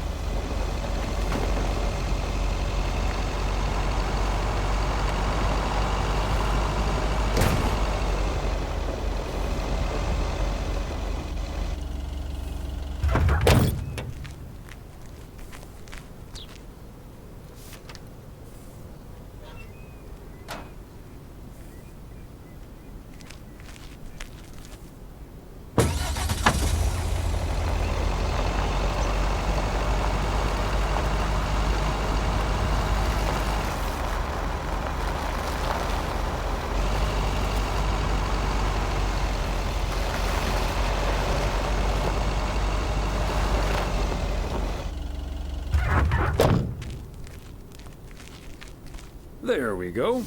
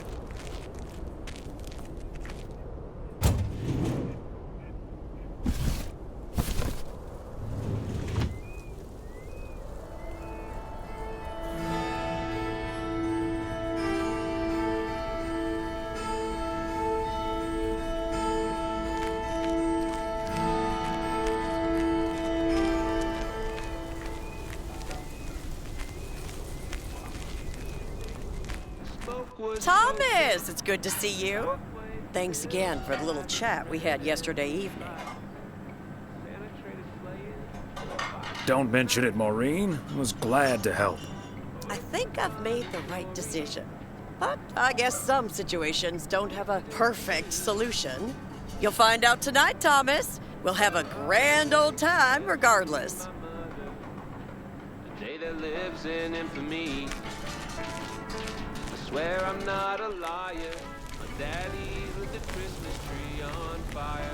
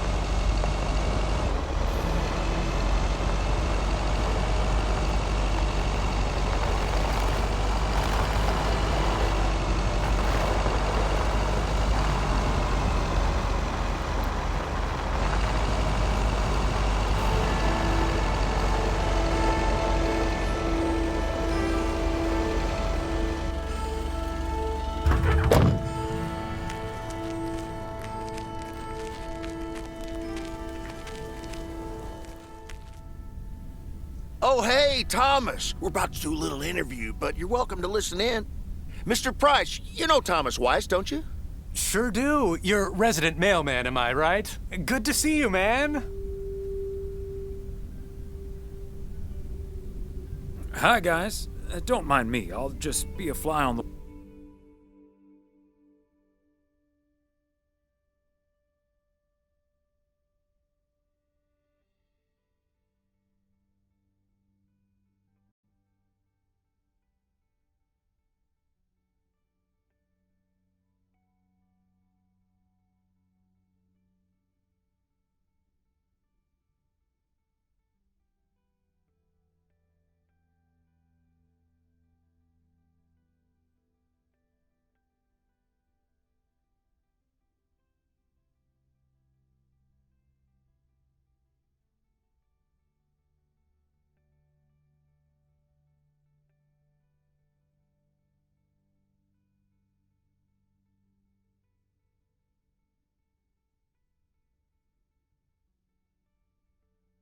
wall here. That was Open Sky by Velvet Moon, one of my favorites. Folks, we have a special treat for you today because I have a guest here at the Reynolds studio. You know that happens from time to time, but today it's a bona fide big shot. None other than KNW6's own newsman extraordinaire, Mr. Connor Price. Thanks for having me, Jack. Always nice to talk to a fellow broadcaster. So, how long have you been doing this local show? Coming up on our 10th anniversary, Mr. Price. But you've been at KNW6 for longer than that, no? Yeah, it's been... Gosh, can you believe I started there way back in '66? As a segment producer on Portland Rise and Shine. Still remember the title of my first item, too. Is Poplin Still Poppin'? That's a great title. And yet, this is the first time you've come to Providence Oaks.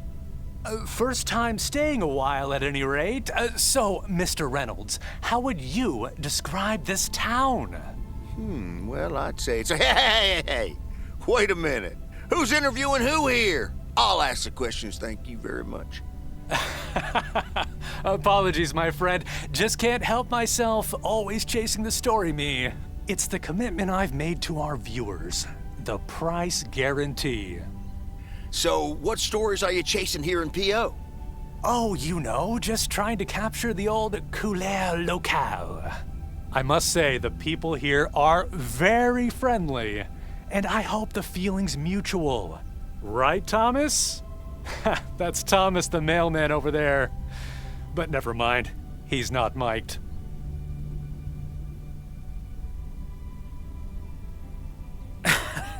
Yes, and no, I'm not. You don't say. Because we happen to have a little section called P.O. Positive or Pet Peeve. You might have heard of it? Can't say I have, but I do like the alliteration. Well, Lucinda Boyle called in a pet peeve yesterday, saying you were quite rude to her when she asked you for an autograph.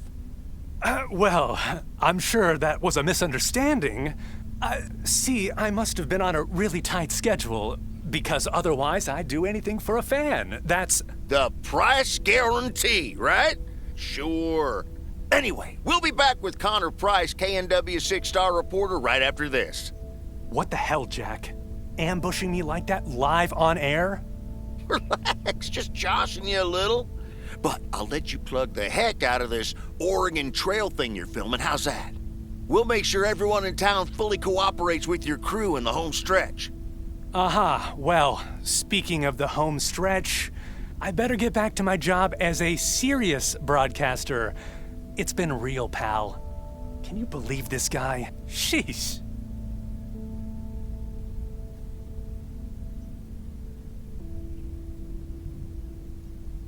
Congratulations. You've just had the privilege of the full Jack Reynolds experience. Huh. That's the thanks I get for stopping by amateur hour. Sorry you had to witness that, Thomas. Made for good radio, though, while it lasted anyway. I'll see you at Moe's tonight, yeah? You don't want to miss what Frank's been cooking up. Can't wait. See you there.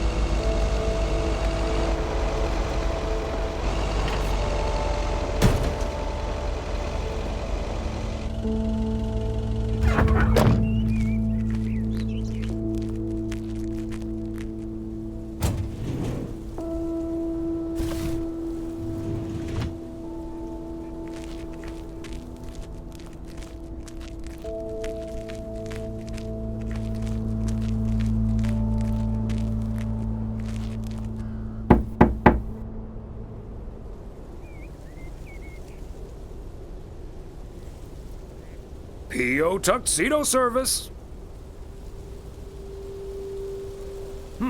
He's not in.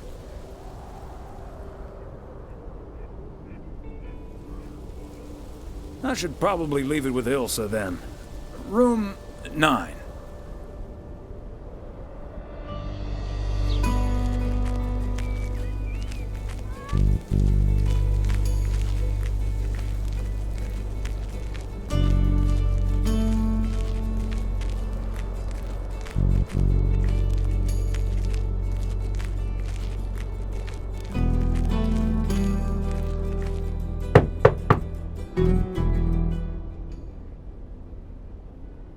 P.O. Tuxedo Service.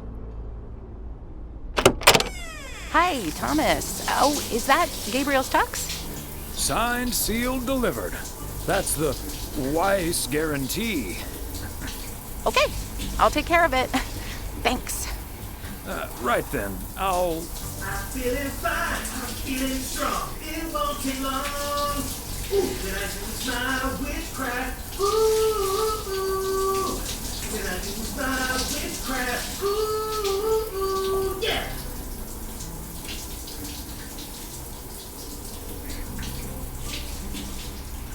Well... Great. So...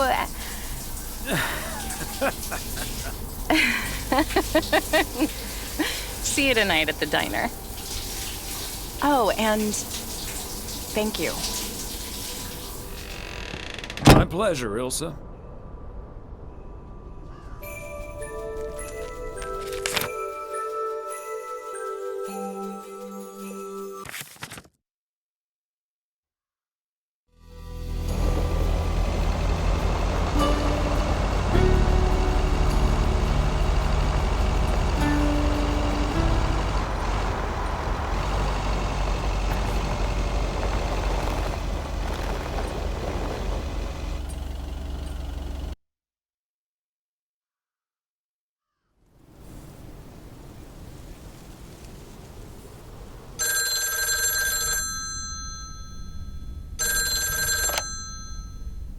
Hello?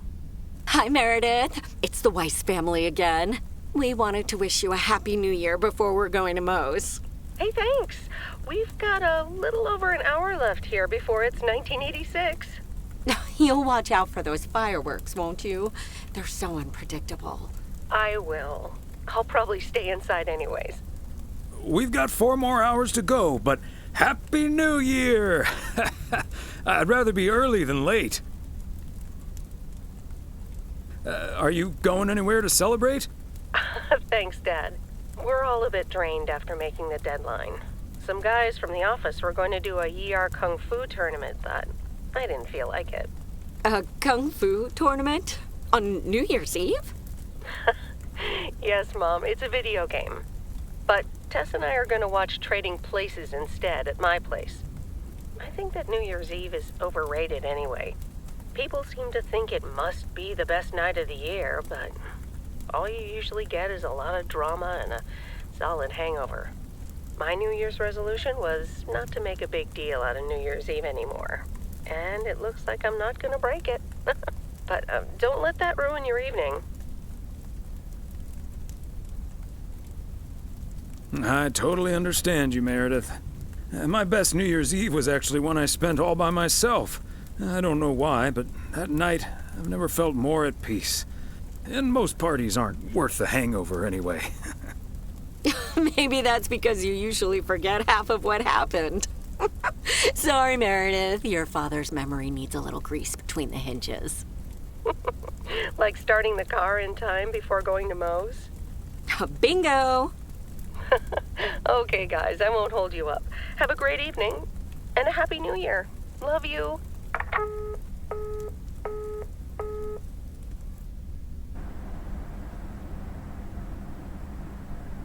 My beautiful people, may I have your attention for half a minute? First of all, welcome to Moe's. We're excited to celebrate the last few moments of 1985 together with you. It was quite an undertaking to host this New Year's Eve party at the last minute. So if you feel like the snack situation isn't up to standard, you're right. But we do have enough tater tots, french fries, potato wedges, and potato pancakes to feed the entire village. Thank you so much for that, Jack. And thank you all for coming. Cheers to a great evening. Well, if it isn't my favorite KNW6 news team. In the flesh. Hi, Thomas.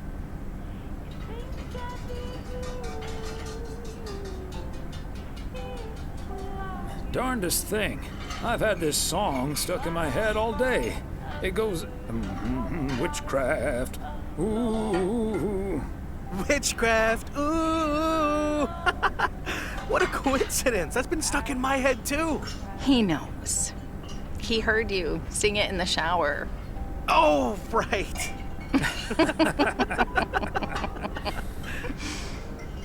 Elsa Richter, ladies and gentlemen. Segment producer, car problem solver, and joke explainer extraordinaire. There we go. Champagne for my real friends and real pain for my sham friends. Hi, Connor. So, is the segment on Providence Oaks in the can yet? Almost, my friend. Still have to shoot the countdown to the new year. Hopefully that gives us the ending we need. I've been promised a spectacle. Easy on the alcohol there, Connor. We still need you on camera. Can't have you slurring your words. Slurring my words? Whatever do you mean, Elsa? Quit fooling, you guys. It's getting close to midnight. Let's set up and get ready. Showtime. Okay, getting into character. See you on the flip side, mailman. Hi, honey. There goes that Connor Price. Would you believe the motel had to custom order a blow dryer just for him? He tipped generously, though. Oh, is that Beth sitting over there? Let's join her. Good evening, my dearest of friends. Almost time for Auld Lang Syne, eh? Did you know that Auld Lang Syne was written down by Robert Burns in the 18th century? And that he based it on an old Scottish folk song? He wrote it to a different melody than the one we sing today, but I have to say, I do like this version. And it's often sung after a special dinner where haggis is served, would you believe?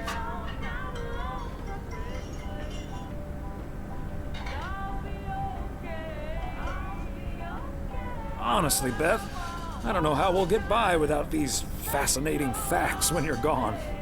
Well, I will still be selling sets of encyclopedias at the store for a few more months if you need them.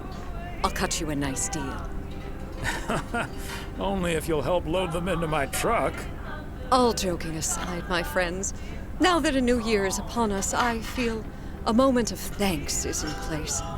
I know I've kept my situation from you for a while, but now that it's out in the open, I honestly don't know why I didn't share it with you sooner.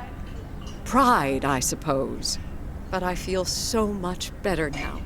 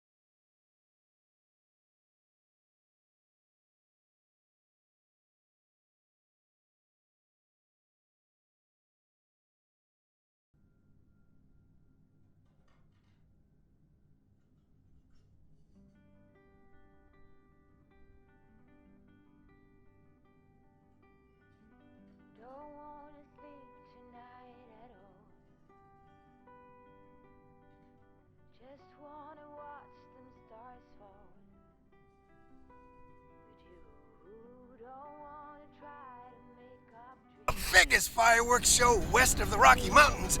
You better be standing outside in about 10 minutes. That's my cue. From a little spark may burst a flame, as Dante once put it. But I need to visit the ladies' room first, or I'll turn into a pumpkin. See you outside. Isn't she marvelous? I'm so happy for her. But I am going to miss Melanie. So will I.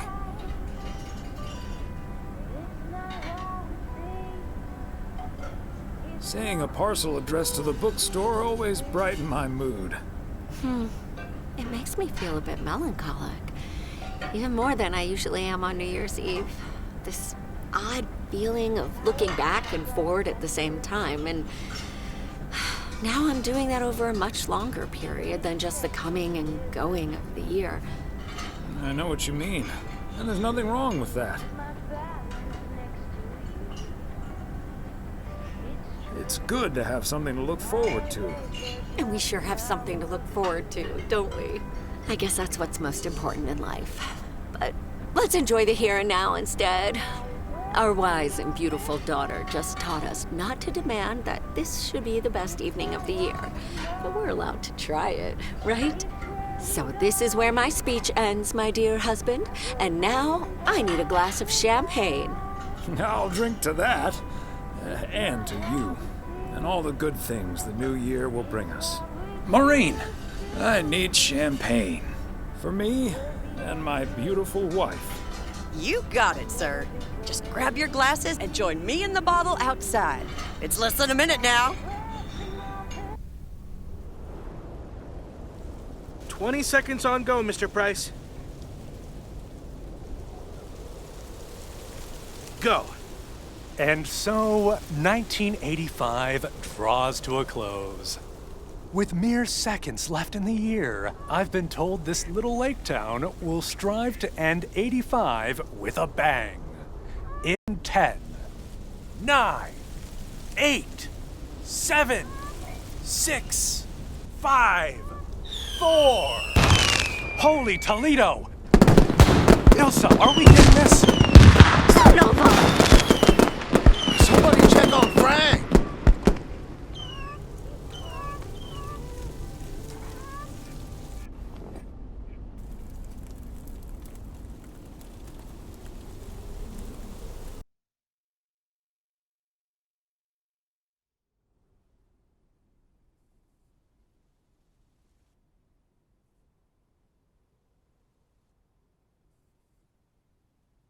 That sure sounds like a delicious eggnog recipe.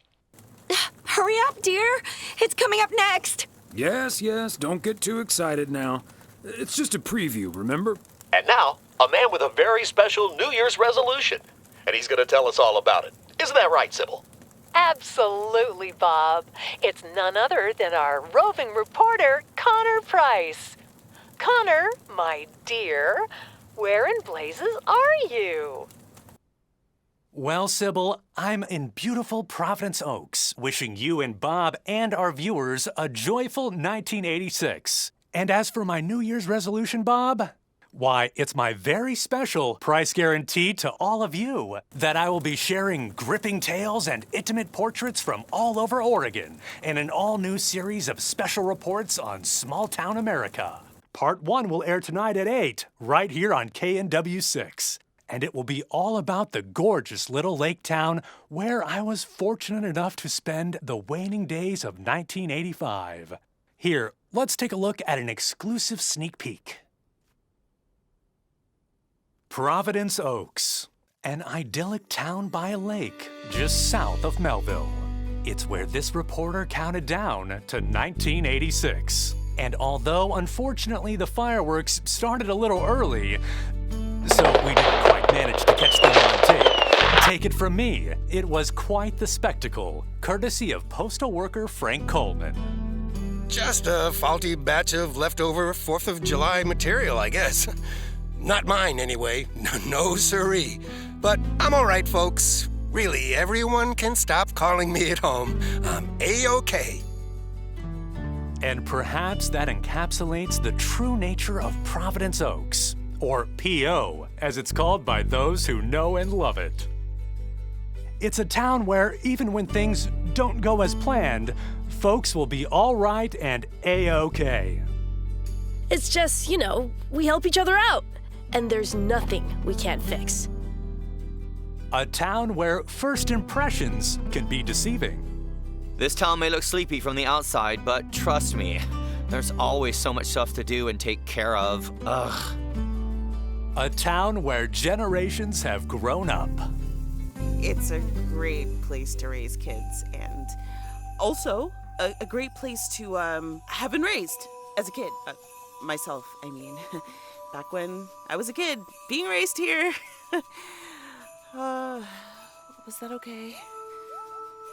A town where patience is still a virtue. To be honest, I'm not entirely sure if this is where I'll find what I'm looking for. But I do know I can keep looking here for as long as I want, and that feels great. A town full of unique individuals that, deep down, have more in common than you'd think. The average Providence Okian probably doesn't exist. We do tend to keep to ourselves until someone needs us. Then we show up. Always. A town you can't help but love. I just think it's the best place in the whole wide world. Sue me. And where everyone has a story to tell. To me, it's all about the people. Because... Yes, well, leave it to the mailman to say it best. This is home. Indeed. Providence Oaks, like so many other places in our great state of Oregon, is a small town with a big heart. This is Connor Price, KNW6, PO.